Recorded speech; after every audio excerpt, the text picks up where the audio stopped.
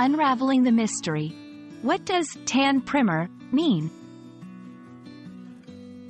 Hello, dear viewers. Today, we're going to dive into a fascinating phrase that often confuses English learners. Tan primer. It's not a phrase you'll find in your everyday textbook, but it's one that you might come across, and when you do, you'll want to know what it's all about. So, grab your notebook, and let's get ready to explore the meaning behind these words and how they're used in English.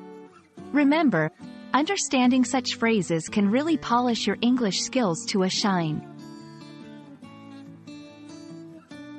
At first glance, tan primer might seem like a straightforward combination of an English word, tan, which refers to a golden brown shade, often associated with the skin after being in the sun, and primer, which can mean a substance used as a preparatory coat on materials before painting. However, when put together, they don't form an idiomatic expression or a commonly used phrase in English. Sometimes, tan primer could be a misspelling or a mishearing of than primer, or tan prime, each of which would have different meanings. Therefore, it's important to consider the context in which you found this phrase. In understanding any phrase in English, context can change everything. Here are a few scenarios where tan primer might be used and their possible meanings. In a beauty tutorial, if someone is discussing makeup techniques, tan primer could mistakenly refer to a primer product with a tan color. In painting and art, it could describe a primer with a tan hue, used for preparing a surface that will be painted. In a miscommunication, it might be used when someone intended to say, than primer, implying a comparison, or tan prime, which could be a brand name or a specific product model.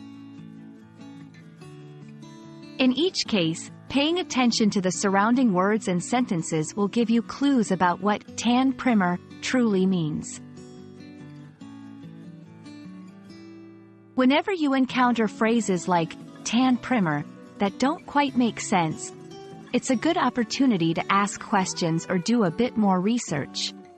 This can involve looking at different sentences where the phrase is used, considering if it might be a regional slang or a colloquialism, checking for typographical errors, reflecting on whether it could be industry-specific jargon, understanding that sometimes phrases may not be standard, or could be used in a very niche context, is a part of mastering a language.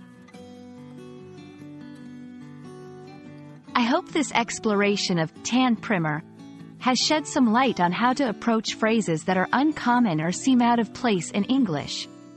Remember, when in doubt, look at the context, and don't hesitate to question things that seem unclear. Every step you take in understanding these nuances gets you one step closer to fluency. Thank you for watching, and I look forward to bringing you more English language insights in our next video.